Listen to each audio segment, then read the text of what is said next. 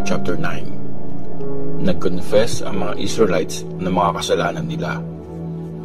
Noong pang 24 na araw ng buwang din yun, nag-gather ang mga Israelites. Nag-fasting sila, nagdamit ng sako at naglagay ng abo sa ulo. Hiniwalay nila ang mga sarili nila sa mga dayuhan.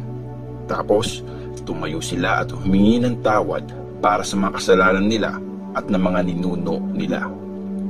Tapos, 3 hours din silang nag-confess ng mga kasalanan nila at nag-worship kay Lord na Diyos nila.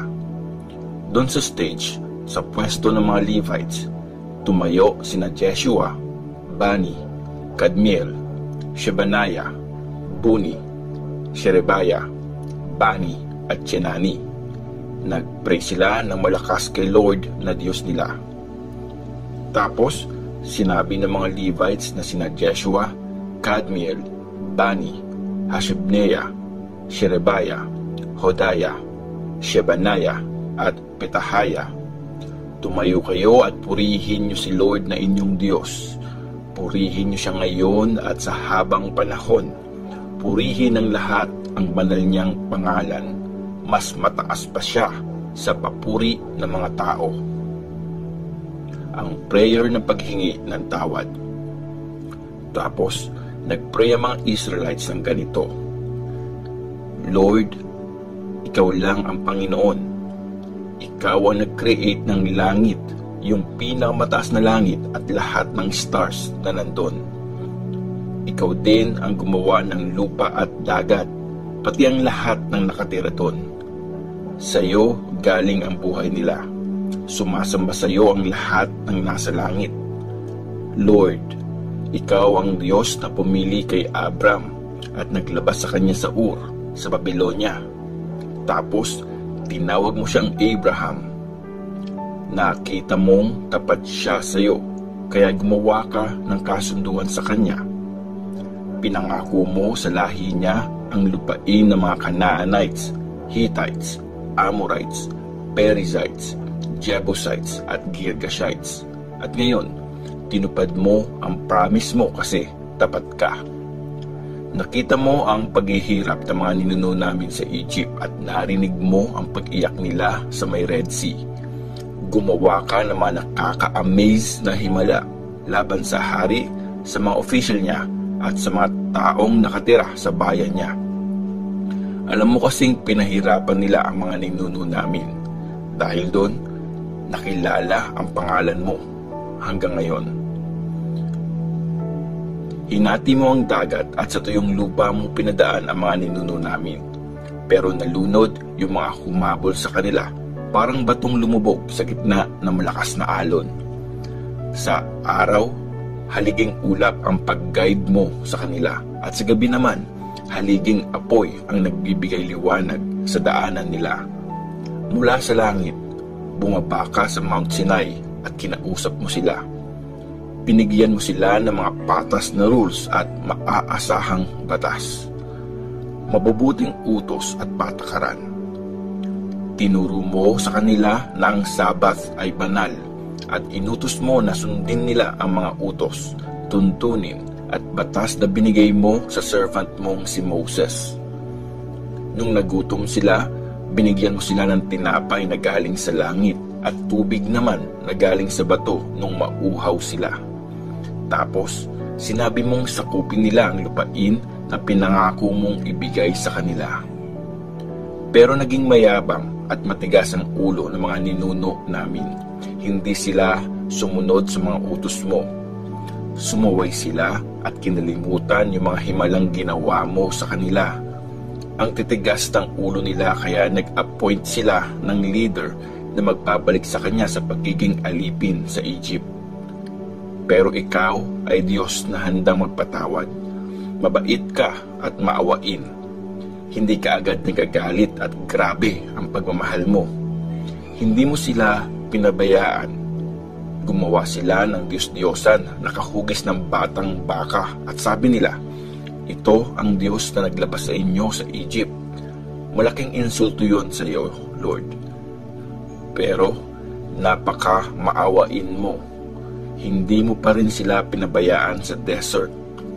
Hindi mo inalis yung haliging ulap na nag-guide sa kanila sa araw o yung haliging apoy sa gabi. Binigay mo ang iyong espiritu para ituro sa kanila ang dapat nilang gawin. Tapos, pinakain mo sila ng tinapay at pinainom ng tubig. 40 years mong pinrovide ang mga kailangan nila sa desert at hindi sila nagkulang sa kahit anong bagay. Hindi nasira yung mga damit nila at hindi namaga yung mga paa nila. Binigay mo sa kanila ang mga bansa at kaharian hanggang sa dulo ng mga yon. Kaya nasakop nila ang lupain ni King Sihon ng Heshbon at ang lupain ni King Og ng Bashan. Pinarami mo ang mga anak nila, sing dami ng mga stars sa langit. Tapos, dinala mo sila sa lupaing pinaramis mo na sasakupin at titirhan ng mga ninuno nila. So, nasakop nga nila ang lupain ng Kanaan at pinasuko mo yung mga nakatira doon. Tinalo nila yung mga hari pati yung mga taga roon at hinayaan mo silang gawin kung anong gusto nila sa mga yon. Nasakop nila ang matitibay na city at nakuha ang mayayamang lupain, pati mga bahay na punong-puno ng yaman, mga balon, ubasan, taniman ng olive at mga punong namumunga. So kumain sila, nabusog at tumaba. Na-enjoy nila ang mabubuting ginawa mo sa kanila. Pero sumuway sila at nagrebelde sa iyo. Tinalikuran nila ang kautusan mo at pinatay yung mga prophet na nagsabing dapat sila magbalik loob sa iyo. Paulit-ulit kanilang ininsulto, kaya pinasakop mo sila sa mga kaaway na nagpahirap sa kanila. Nung nagsasuffer sila, tumawag sila sa iyo. At mula sa langit, sinagot mo sila. Sa tindi ng awa mo, nagpadala ka ng mga leader na nagligtas sa kanila sa mga kaaway. Pero nung okay na ulit sila, bumalik sila sa paggawa ng masama, kaya pinasakop mo ulit sila sa mga kaaway nila. Pag nagsisisi sila at umiiyak sa iyo, pinapakinggan mo sila mula dyan sa langit. Maraming beses mo silang iniligtas dahil sa sobrang awa mo. Winarningan mo sila para sumunod sa batas mo, pero dahil sa pride, nireject nila ang mga utos mo at nagkasala sila sa iyo. Matigas talaga ang ulo nila at sobrang pasaway. Ayaw nilang sumunod kahit na ang kautusan mo ang daan sa buhay. Pinagtiisan mo sila ng maraming taon at winarningan ng iyong espiritu gamit ang mga prophet. Pero hindi pa rin sila nakinig. Kaya pinasakop mo sila sa mga bansa. Pero kahit ganon, naawa ka pa rin talaga. Hindi mo sila pinatay o pinabayaan. Sobrang bait mo at maawain kang Diyos. Aming Diyos, Ikaw ang dakilang Diyos. Malakas ka at nakakahanga. Mapagmahal ka at tapat sa mga pangako mo. Hirap na hirap kami mula nung time na naghahari ang Assyria hanggang ngayon. Nakita mo kung gaano kami naghihirap, pati ang aming mga hari, leader, priest, prophet, ninuno at ang buong bansa. Huwag mo pong baliwalain ang paghihirap namin. Ginawa mo ang tama para parusahan kami at naging tapat ka kahit masama ang ginawa namin. Hindi sumunod sa kautusan mo ang mga ninuno namin, mga hari, leader at priest. Hindi sila nakinig sa mga utos at warning mo. Kahit blines mo sila ng kaharian at pinatira sa malawak at saganang lupain, hindi pa rin sila nag-serve sa iyo at di tumalikod sa masasama nilang gawain. At ngayon, mga alipin kami dito sa lupaing sagana sa pagkain na binigay mo sa mga ninuno namin. Eto, mga alipin kami. Napupunta lang yung magagandang ani sa mga haring ginamit mo para sakupin kami, at dahil yon sa mga kasalanan namin. Ginagawa nila kung anong gusto nila sa amin at sa mga alaga naming hayop. Grabe po yung hirap namin ngayon. Dahil sa lahat na nangyari, gumawa kami ng kasunduan.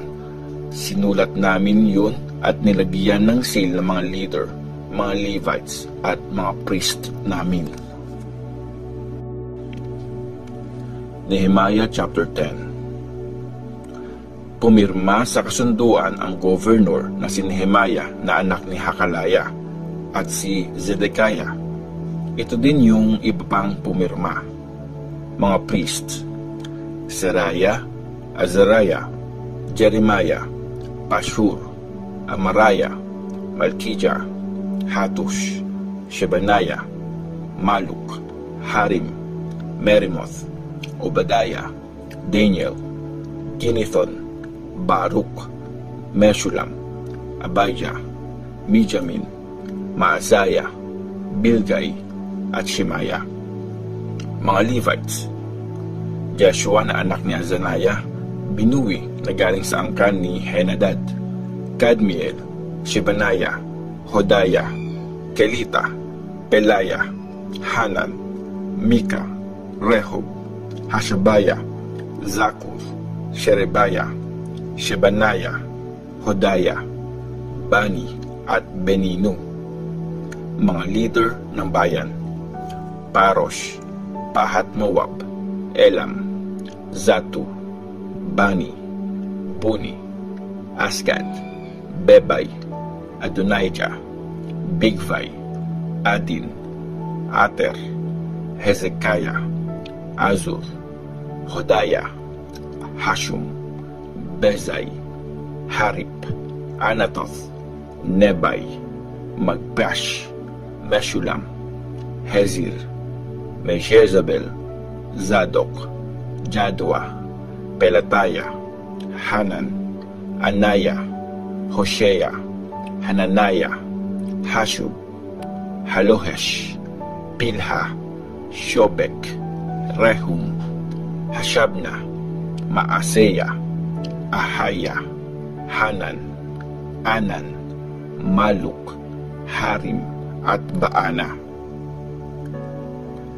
Ang kasunduan: kami mga taga-Israel, kasama ang mga priests, Levites, guards, musicians, mga nag-serve sa temple, lahat ng sumunod sa kautusan at humiwalay sa mga dayuhan sa lupain, pati mga asawa namin at mga anak na nasa edad na at nakakaintindi, ay nangangako kasama ng mga leader namin na susundin namin ang kautusan ng Diyos na binigay sa servant niyang si Moses. Tutupad kami sa lahat ng utos ni Lord na aming Panginoon, sa mga rules at gusto niyang ipagawa. Susumpain kami pag sumuway kami sa mga ito. Hindi kami papayag na maging asawa ng mga anak namin ang mga dayuhang nakatira sa lupain. Pag nagdala ang mga dayuhan ng pagkain o kahit anong paninda sa araw ng Sabat o sa ibang banal na araw, hindi kami bibili sa kanila.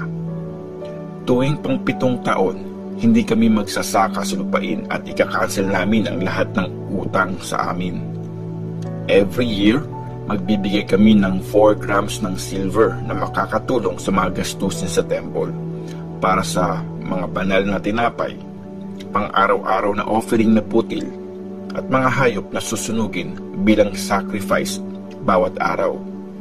Gagamitin din yon para sa mga banal na handog para sa Sabat, sa New Moon Festival, at sa iba pang piyesta, pati sa iba pang banal na handog, offering para sa mga kasalanan ng Israel, at iba pang kailangan sa temple. Kami, ang buong bayan, mga priests at mga Levites, ay magpapalabunutan taon-taon